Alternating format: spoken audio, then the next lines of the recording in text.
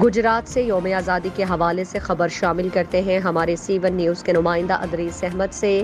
ملک بھر کی طرح پنجاب کے دیگر اضلاع اور صنعتی شہر گجرات میں جشن آزادی کی تیاریاں عروج پر ہیں اور گھروں اور گلی محلوں کو سبز پرچموں سے سجانے کے لیے بچے بڑے مصروف نظر آتے ہیں۔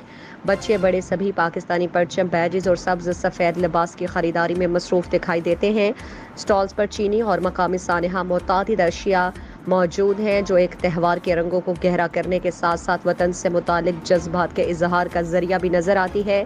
جشن آزادی کی تیاریوں میں سب سے زیادہ پرجوش بچے نظر آتے ہیں جو اپنے گھروں، موٹر سائیکل وغیرہ کو سجانے کے حوالے سے مختلف قسم کی آرائشی اشیاء خریدنے میں مصروف ہیں۔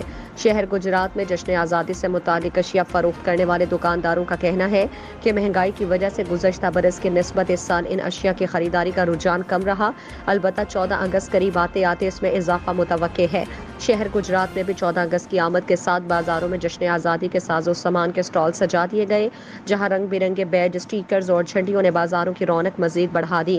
دکانداروں نے صارفین کو اپنی طرف متوجہ کرنے کے لیے سٹالز پر قومی پرچم کے رنگوں سے مزین کھلونے، شرٹ، بیج، سٹیکر اور مختلف اشیاء سجا رکھی ہیں۔